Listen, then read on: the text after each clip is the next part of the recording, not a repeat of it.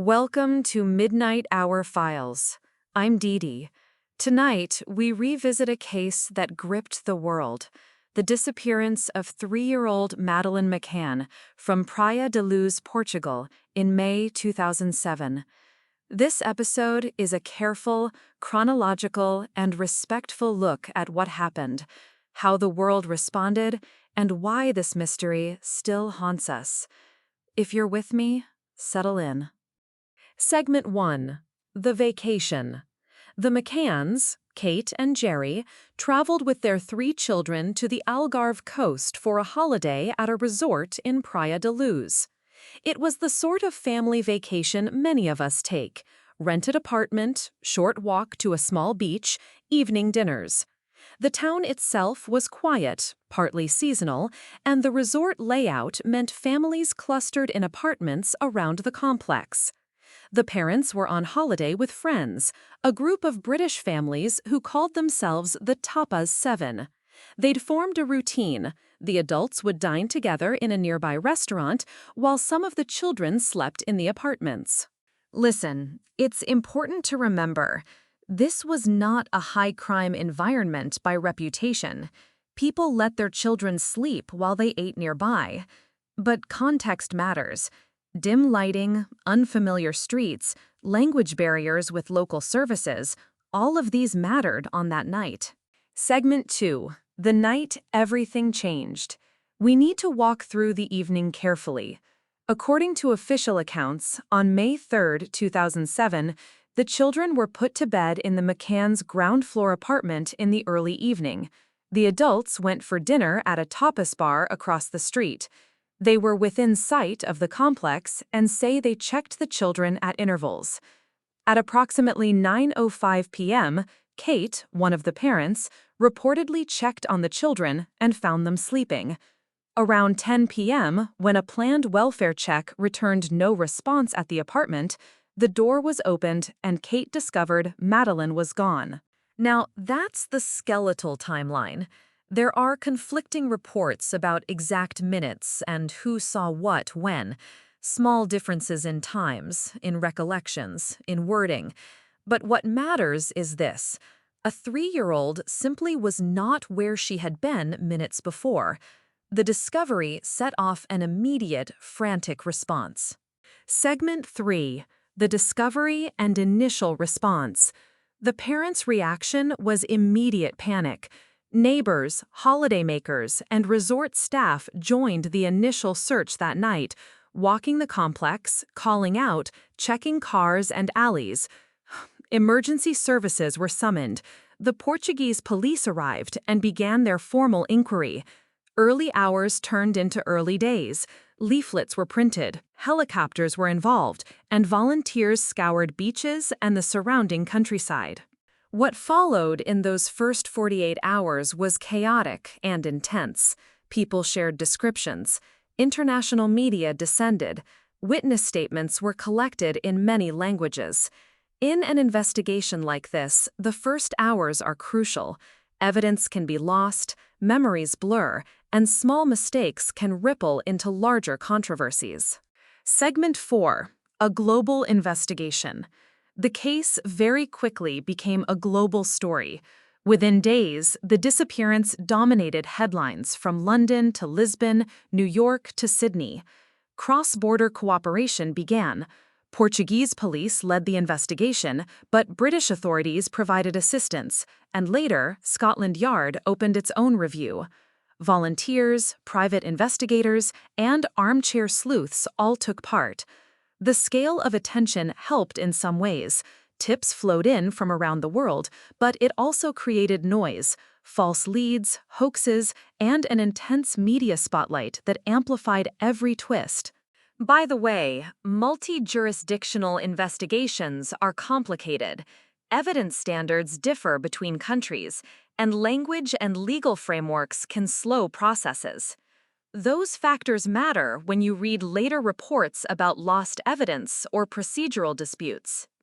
Segment 5. Theories and suspects. Over the years, many theories have been floated. The simplest, an opportunistic abduction by a stranger. That theory is supported by accounts of a possible figure seen in the area and by the tragic fact that stranger abductions, though rare, do occur, especially in holiday settings where people are distracted. Another theory centers on accidental death followed by concealment. Yet another interrogates family involvement. I need to be clear. Kate and Jerry McCann were subject to intense public scrutiny and media speculation.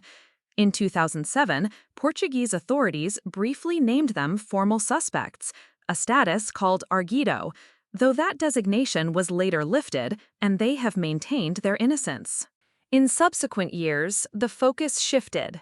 In 2011, the UK launched Operation Grange, a metropolitan police review. Then, in the late 2010s, German investigators identified a man, a convicted sex offender who had been in the Algarve at the time, as a suspect. German prosecutors later stated they believed he was responsible and that their evidence suggested the child had died. An arrest warrant and extradition requests have been reported.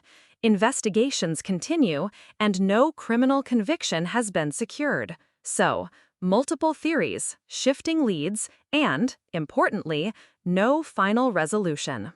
Segment 6. The Human Side and Legacy. This case is more than a timeline and a cavalcade of leads. It's a family who lost a child and has lived with that loss for more than a decade. Kate and Jerry have campaigned publicly, made appeals, and navigated legal fights over defamation and reporting. The psychological impact on parents, friends, and the broader community is profound. Imagine being watched and judged while you grieve. Imagine every photograph of your daughter being analyzed by strangers. The human cost is enormous. Public fascination played a role too. Madeleine's story had the elements that capture attention: a young child, a foreign holiday, questions about parental decisions, and a mystery that resists closure. That fascination produced both support, donations, volunteer searches, and darker consequences: conspiracy theories, abusive headlines, and an erosion of privacy. Segment 7. Why this case still matters. Why are we still talking about Madeleine McCann? Partly because unanswered questions persist.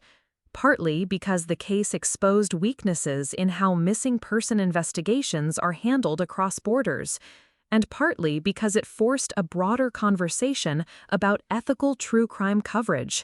We must ask, when does media interest serve the search for truth, and when does it become exploitation? When do tips help, and when do they create distraction? There's also a practical legacy.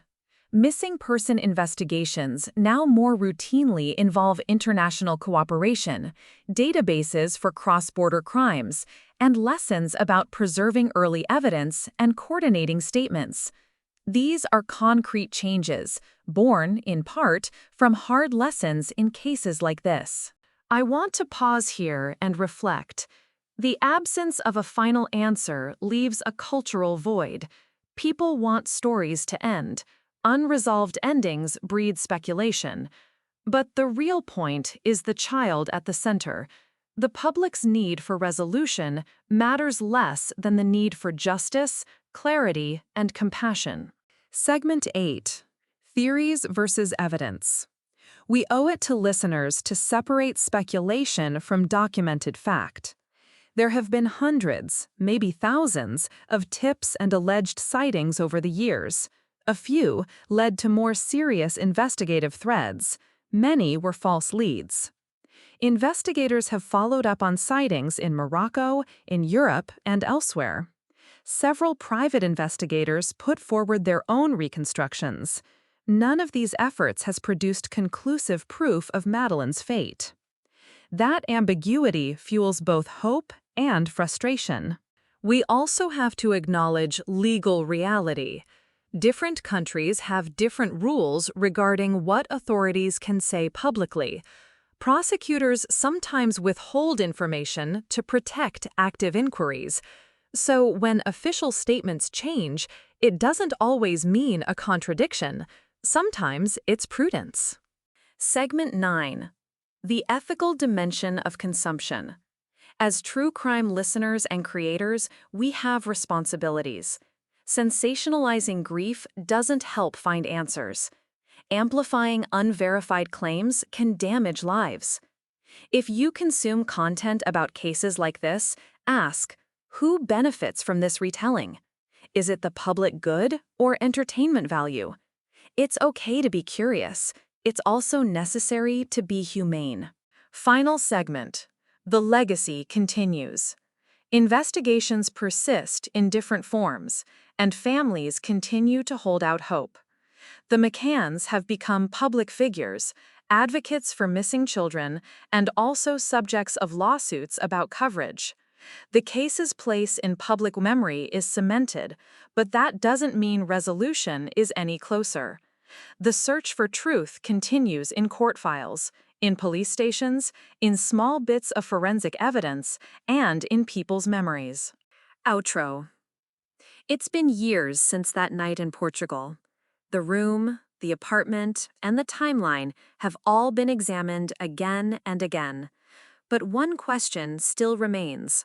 What really happened to Madeleine McCann? If you found this story compelling and you want more careful, respectful true crime exploration, be sure to follow Midnight Hour Files. Thank you for listening. I'm Dee Dee.